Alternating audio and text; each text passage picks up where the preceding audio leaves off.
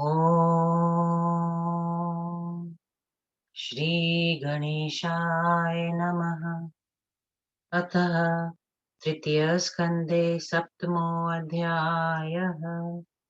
ब्रह्मोवाच एवं प्रभावा सा देवी मया दृष्टाथ विष्णुना शिवेनापि महाभाग देव्यः सर्वा पृथक् पृथक्। व्यास उवाच इत्याकर्णपितुर्वाक्यं नारदो मुनिसत्तमः पप्रच्छ परमप्रीतः प्रजापतिमिदं वचः। नारद उवाच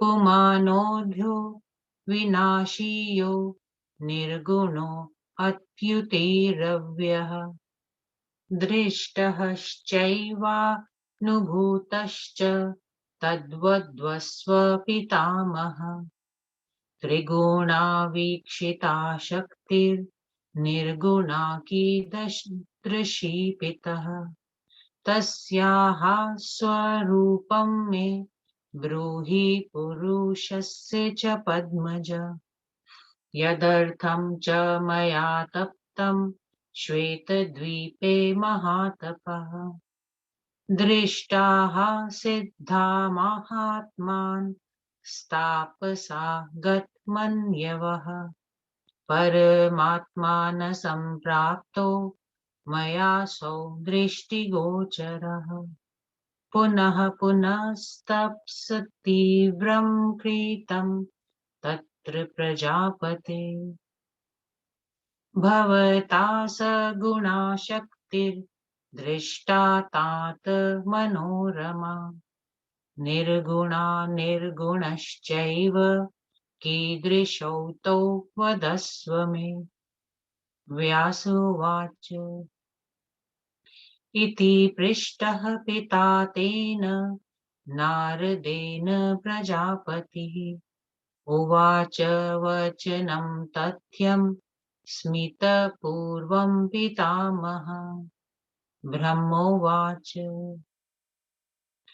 निर्गुणस्य मुनेरूपं न भवेद् दृष्टिगोचरम् दृश्यं च नश्वरं यस्मात् रूपं दृश्यते कथम् निर्गुणा दुर्गमा शक्तिर्निर्गुणश्च तथा पुमान् ज्ञानगम्यो मुनीनां तु भावनीयो तथा पुनः अनादिनिर्धनो वृद्धि सदा प्रकृतिपुरुषो विश्वासेन भिगम्यौ तौ नाविश्वासेन कहर्चिति चैतन्यं सर्वभूतेषु यत् द्विविद्धि परात्मकम् तेजः सर्वत्र गं नित्यं नानाभावेषु नारद तं चं तां च महाभाग व्यापकौ वृद्धि सर्वगौ तां भयां विहीनां संसारे न किञ्चिदस्तु विद्यते तौ विचिन्त्यो सदा देहे मिश्रीभूतौ सदा व्ययौ एकरूपौ चिदात्मानौ निर्गुणौ निर्मला विभौ या शक्तिः परमात्मासौ योऽसौ सा परमा मता अन्तरं नैत्ययोः कोऽपि सूक्ष्मं वेद च नारद अधीत्य सर्वशास्त्राणि वेदांसाङ्गश्च नारद न जानाति तयोः सूक्ष्मं मन्तरं वीरतिं विना अहङ्कारकृतं सर्वं विश्वं स्थावरजङ्गमम् कथं तद्रहितं पुत्र भवेत् कल्पश्रुतैरपि निर्गुणं सगुणः पुत्र कथं पश्यति चक्षुषा सगुणं च महाबुद्धे चेतसा सन्विचारय पित्तेनाच्छादिता जिह्वा चक्षुश्च मुनिसत्तमा कटुपीतं विजानाति रसं रूपं न तत्तथा गुणैः समावृतं चेतः कथं जानाति निर्गुणम् अहङ्कारो भवं तच्च तद्विहीनं कथं भवेत् यावन् गुणविच्छेदस्तावत् दर्शनं कुतः तं पश्यति तदा चित्ते यदाहङ्कारवर्जितः नारद उवाच स्वरूपं देशदेवेश त्रयाणामेव विस्तरात् गुणानां यत् स्वरूपोऽस्ति हंहङ्कारस्त्रिरूपकः सात्विको राजसश्चैव तामश्च तथा परः विभेदेन स्वरूपाणि वदस्व पुरुषोत्तम यज्ञात्वा विप्रमुच्येऽहं ज्ञानं तद्वद मे प्रभो गुणानां लक्षणान्येव वित्तानि विभागश्च ब्रह्मोवाच त्रयाणां शक्तयस्त्रिस्त्र्यस्तद्ब्रवीमि तवानघः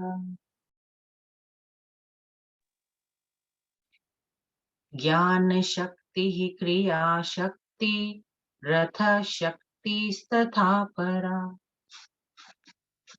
सात्विकस्य ज्ञानशक्तिः राजस्य क्रियात्मका द्रव्यशक्तिस्तामस्य तिस्रस्य कथितास्तव तेषां कार्याणि वक्ष्यामि शृणु नारद तत्त्वतः तामस्या द्रव्यशक्तेश्च शब्दस्पर्शसमुद्भवः रूपं रसश्च गन्धश्च तन्त्रमात्राणि प्रचक्षते शब्दैकगुणमाकाशं वायुः स्पर्शगुणस्तथा सुरूपैकगुणोऽग्निश्च जलं रसगुणात्मकम् पृथ्वी गन्धगुणा गेया सूक्ष्माण्येतानि नारद दशैतानि मिलित्वा तु द्रव्यशक्तियुतानि वै तामसाहङ्कारजहसा स्यात् सर्गस्तदनुवृत्तः तदनुवृत्तिकः राजस्याश्च क्रियाशक्ते रुत्पन्नामि शृणुष्व मे श्रोत्रं तव ग्रसना चक्षुर्घ्राणं चैव च पञ्चमम् ज्ञानेन्द्रियाणि चैतानि तथा कर्मेन्द्रियाणि च वाक्पाणिपादपायुश्च गुहान्तानि च पञ्च वै प्राणोपानश्च व्यानश्च समानो दानवायवः पञ्चदश मिलित्वैव राजस् सर्ग उच्यते साधनानि किलैतानि क्रियाशक्तिमयानि च उपादानं किलैतेषां चिदनुवृत्तिरुच्यते ज्ञानशक्ति समायुक्ता सात्विकाश्च समुद्भवा दिशो वायुश्च सूर्यश्च वरुणश्चाशिवनावपि ज्ञानेन्द्रियाणां पञ्चानां पञ्चाधिष्ठात्रिदेवता चन्द्रो ब्रह्मा तथा रुद्रः क्षेत्रज्ञश्च चतुर्थकः इत्यन्तःकरणाख्यस्य बुद्धयादेश्चाधिदैत्यकम् दैव्यतम् चत्वार्येव तथा प्रोक्ता किलाधिष्ठात्रिदेवता मनसा सह चैतानि नूनं पञ्चदशैव तु सात्विकस्य तु सर्गोऽयं सात्विकाख्यः प्रकीर्तितः स्थूलसूक्ष्मादिभेदेन द्वैरूपे परमात्मनः ज्ञानरूपं निराकारं निदानं तत्प्रचक्षते साधकस्य तु ध्यानादौ स्थूलरूपं प्रचक्षते शरीरं सूक्ष्ममेवेदं पुरुषस्य प्रकीर्तितम् मम चैव शरीरं वै सूत्रमित्यभिधीयते स्थूलं शरीरं वक्ष्यामि ब्रह्मणः परमात्मनः शृणु नारद यत्नेन यच्छ्रुत्वा विप्रमुच्यते तन्मात्राणि पुरोक्तानि भूतसूक्ष्मानि यानि वै पञ्चीकृत्य तु तान्येव पञ्चभूतसमुद्भवः पञ्चीकरणभेदोऽयं शृणु संवदतः किल प्रथमं रसतन्मात्रा मुपादाय मनस्वपि कल्पयेश्च तथा तद्वे यथा भवति चोदकम् शिष्टानां चैव भूतानां अंशान् कृत्वा पृथक् पृथक् उदके मिश्ययेश्चाशान् कृते रसमये ततः तदा भूतविभागे च चैतन्ये च प्रकाशिते चैतन्यस्य प्रवेशातु तदाहमिति संशयः प्रतीयमाने तेनैव विशेषेणाभिमानतः आदिनारायणो देवो भगवानिति चोच्यते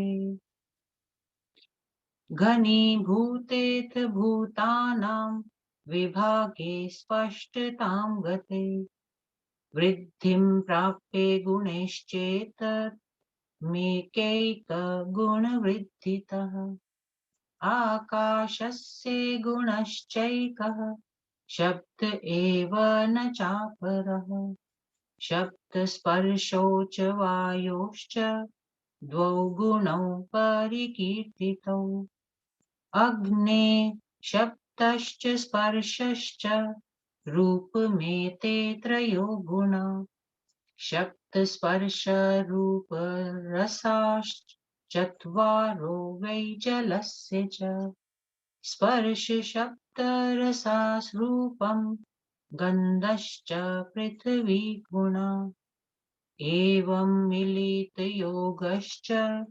ब्रह्माण्डोत्पत्तिरुच्यते सर्वे जीवा मिलित्वैव ब्रह्माण्डाश्च समुद्भुवा चतुर्शीतलश्चाश्च प्रोक्ता वै जीवजातयः इति श्रीदेवी भागवते महापुराणे तृतीय स्कंदे सप्तमो अध्यायः।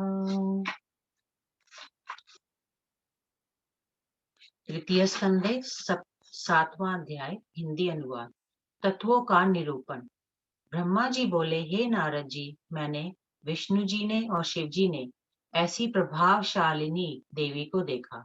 हे महाभाग, उनके साथ साथ हमने पृथक पृथक देवियों का भी दर्शन किया। व्यास जी बोले, पिताजी के इन वचनों को सुनकर मुनि श्रेष्ठ नारद जी ने बहुत प्रसन्नता के साथ प्रजापति ब्रह्मा से पूछा। उन्होंने कहा, हे पितामह, आपने उन अविनाशी, निर्गुण, अच्युत तथा अव्यय आदि पुरुष का दर्शन करके जो अनुभव प्राप्त किया हो उसे बताएं। हे पिताजी, आपने तो त्रिगुणात्मा शक्ति को ही देखा था ना, फिर वह निर्गुणा शक्ति कैसे होती है? हे कमलियों ने, आप मुझे आदि पुरुष का भी स्वरूप बतला दीजिए। जिस कार्य के लिए मैंने श्वेत द्वीप में कठोर तपस्या की और क्रोधहीन तपस्वियों, महात्माओं और सिद्ध पुरुषों के दर्शन किए, किंतु ना तो परमात्मा का पता लगा और ना उनके दर्शन ही मिले। हे प्रजापते, तब फिर मैंने पुनः पुनः तपस्या की। हे तात, आपने सगुणा और निर्गुणा दोनों मनोरम शक्तियों का साक्षात्कार करके निर्गुण परमात्मा का अनुभव किया है। सो अब आप उनका स्वरूप बताइए। व्यास जी बोले, इस प्रकार नारद जी के पूछने पर प्रजापति तथा जगत पितामह ब्रह्मा जी मुस्कुराते हुए बोले, हे मुने, निर्वाण का स्वरूप किसी भी तरह दृष्टिगोचर नहीं हो सकता, क्योंकि जो दिखलाई पड़ता है वह नश्वर होता है, और जिसका कोई स्वरूप नहीं है वह दिखलाई कैसे देगा? निर्गुण शक्ति का पता पाना बहुत दुष्कर कार्य है। उसी प्रकार निर्गुण परम पुरुष को जानना भी दुर्घट है। दोनों ज्ञान गम्य हैं और मुनि लोग अपनी भावनाओं से उन्हें जानने का उपाय करते हैं। प्रकृति और पुरुष दोनों को आदि और अंत से रहित समझें। ये केवल विश्वास से जाने जा सकते हैं। अविश्वास से कदापि इनका ज्ञान नहीं हो सकता। सब प्राणियों में विद्यमान चैतन्य ही परमात्मा है। हे नारद, विविध प्रकार के जीवों में व्याप्त रहने वाला वह तेज नित्य है। हे महाभाग, प्रकृति और पुरुष ये दोनों सर्वत्र व्याप्त हैं, ऐसा समझिए। संसार में ऐसी कोई भी वस्तु नहीं है कि जिसमें इन दोनों का अस्तित्व ना हो। इन दोनों की पृथक पृथक उपासना न करके इन्हें एक ही शरीर में मिले हुए की तरह सदा अव्यय, एक रूप, चिदात्मा, निर्मल और निर्गुण स्वरूप मानकर दोनों की उपासना एक साथ करनी चाहिए। जो शक्ति है वही परमात्मा है, जो परमात्मा है वही शक्ति है। हे नारद, इन दोनों में जो बहुत ही सूक्ष्म अंतर है उसे कोई भी नहीं जान सकता।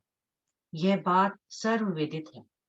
हे नारद, सब शास्त्रों और अंगों समेत चारों वेदों का अध्ययन करके भी वैराग्य आए बिना प्रकृति पुरुष के सूक्ष्म भेद को कोई नहीं जान पाता।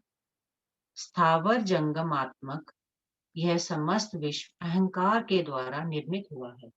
हे पुत्र, तब यह कैसे संभव हो सकता है कि सैकड़ों कल्प में भी यह अहंकार से अलग हो जाए? हे पुत्र नारद, अहंकार आदि विकारों से परिपूर्ण सगुण मनुष्य उस निर्गुण परम पुरुष को नेत्रों से कैसे देख सकता है? अतएव हे महाबुद्धे, जब तक निर्गुण परमात्मा को जानने की योग्यता न प्राप्त हो जाए, तब तक उनके सगुण स्वरूप का ध्यान करता हुआ सदा उसी का विचार करता है। हे मुनि सत्तम, जैसे पित्त से आच्छादित जीवा केवल कटु रस का ही अनुभव करती है, यथार्थ रस की जानकारी नहीं प्राप्त कर पाती, जैसे नेत्र पित्र से आच्छादित होकर केवल पीले रंग को ही देखते हैं, उसके सही रूप को नहीं देख पाते, उसी प्रकार गुणों से आच्छादित मनुष्य का अंतःकरण उस निर्गुण परमात्मा को कैसे जानेगा, क्योंकि अंतःकरण भी तो अहंकार से ही जायमान हुआ है। गुणों के बिना वह रह ही नहीं सकता। जब तक गुणों से रहित नहीं होता, तब तक उसे निर्गुण परम पुरुष की झांकी कैसे मिल सकेगी? जब मनुष्य सर्वथा अहंकार से हीन हो जाता है, तब वह अपने आप में ही उसे देख लेता है। उसको बाहर ढूंढने की आवश्यकता नहीं रह जाती। नारद जी बोले, हे देवादिदेव, अब आप तीनों गुणों के स्वरूप का विस्तार पूर्वक वर्णन कीजिए। उसी प्रकार त्रिगुणात्मक अहंकार का भी स्वरूप बताइए। हे पुरुषोत्तम, सतोगुण, रजोगुण तथा तमोगुण, इन तीनों गुणों का जो वास्तविक स्वरूप हो, सो आप मुझे बताइए। हे प्रभु, मैंने ऐसा सुना है कि गुणों के भी कई विभाग हैं और उनके लक्षण बड़े विस्तृत हैं।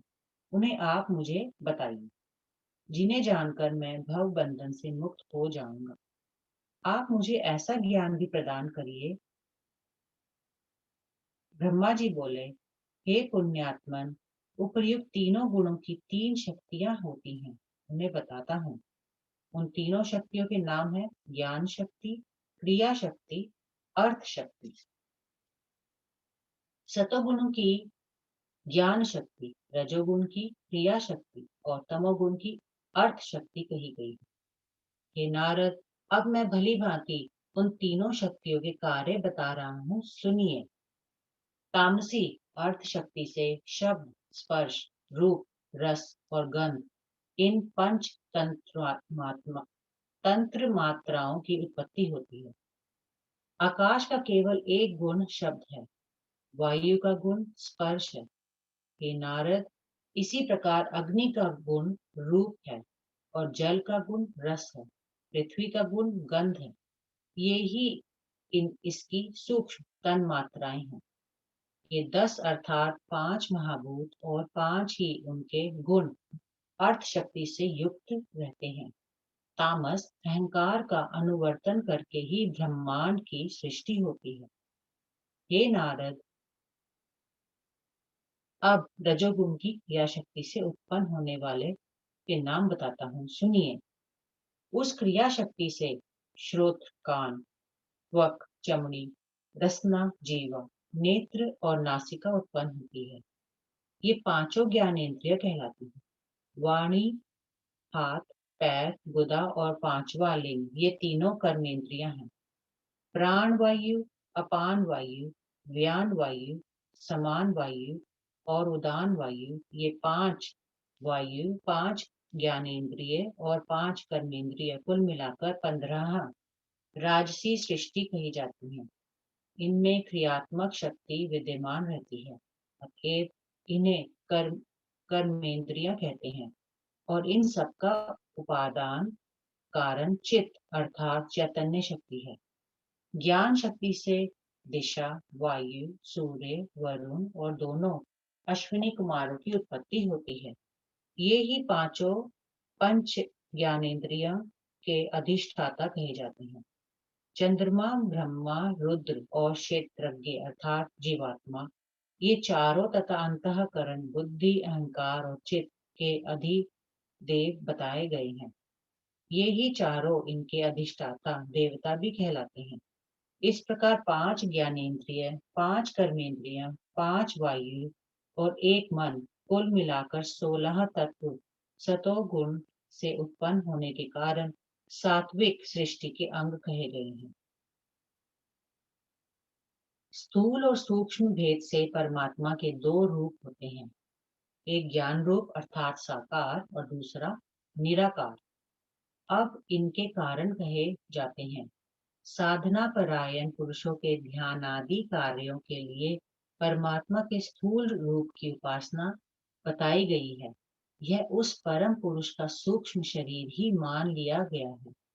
ब्रह्मा जी कहते हैं कि मेरा तो सूत्र संज्ञक शरीर है, वह भी उस परम पुरुष का स्थूल शरीर है। अब मैं पर ब्रह्म परमात्मा के विराट स्वरूप का वर्णन करता हूँ। हे नारद जी, आप सावधानी के साथ सुनो, क्योंकि इसके श्रवण मात्र से प्राणी बंधन से छुटकारा पा सकता है। पहले गंध, रस, रूप, स्पर्श और शब्द, इन पंच तन्मात्राओं द्वारा पृथ्वी, जल, वायु, अग्नि और आकाश, इन 5 सूक्ष्म महाभूतों को बताया जा चुका है। उन्हीं पांचों को मिलाकर अर्थात पंचीकरण करके परमात्मा ने सूक्ष्म भूतों की रचना की है। अब मैं पंचीकरण का भेद बता रहा हूँ, सुनिए। सर्वप्रथम रस की तन्मात्रा को मन में लेकर उसके 2 प्रकार की कल्पना करता हुआ स्थूल जल के समान उसकी भावना करें। पहले जैसे रस तन्मात्रा की 2 प्रकार की कल्पना की गई है, उसी प्रकार अवशिष्ट 4 भूतों के भी 2-2 भाग कर दें। अब उसमें से आधे भाग को अलग कर लें। शेष आधे भाग को 4 प्रकार से अलग करके आधे भाग रहित उन अंशों में मिला दें। जैसे रस तन्मात्रा के आधे भाग जल में मिलाकर शेष भूत तन्मात्रा के आधे भाग को चारों भागों में मिला दें। ऐसा करने से जब रस में स्थूल जल हो जाए, तब अन्य 4 भूतों के पंचीकरण का विभाग करें। उन पंचभूतों में अधिष्ठानात्मा के कारण उसमें प्रतिबिंब रूप से चैतन्य प्रविष्ट हो जाता है। तब पंचभूतात्मक शरीर में अहम की तदात्म रूपा संशय की मनोवृत्ति उत्पन्न हो जाती है। वह संशय जब स्पष्ट रूप से भासमान होता है, तब उस स्थूल देह में देहाभिमान युक्त चैतन्य को आदि नारायण, देव और भगवान आदि कहने लगते हैं। यह पंचीकरण जब दृढ़ हो जाता है और उसके आकाश आदि रूप स्पष्ट रीति से विभक्त हो जाते हैं, तब पूर्वोक्तम रस तन्मात्रा के कारण अपने अपने विशेष गुणों के द्वारा भूत तत्व वृद्धि को प्राप्त होता है और एक एक गुण की बुद्धि से एक एक भूत उत्पन्न होता है। जैसे महाभूत आकाश का केवल एक तन्मात्रात्मक गुण शब्द है। वायु महाभूत के 2 गुण हैं, शब्द और स्पर्श। अग्नि महाभूत के 3 गुण हैं, शब्द, स्पर्श और रूप। जल महाभूत के 4 गुण होते हैं, शब्द, स्पर्श, रूप और रस। पृथ्वी महाभूत के 5 गुण होते हैं, शब्द, स्पर्श, रूप, रस और गंध। इस प्रकार इन पंचीकृत महाभूतों के संयोग से ब्रह्मांड उत्पन्न होता है। ब्रह्मांड के अंश से उत्पन्न होने वाले जीवों की जाति संख्या 84 लाख कही गई है। इति श्री देवी भागवते महापुराणे तृतीय स्कंदे भाषा टीकायां सप्तमो अध्याय। ओम श्री दुर्गा देवी नमः।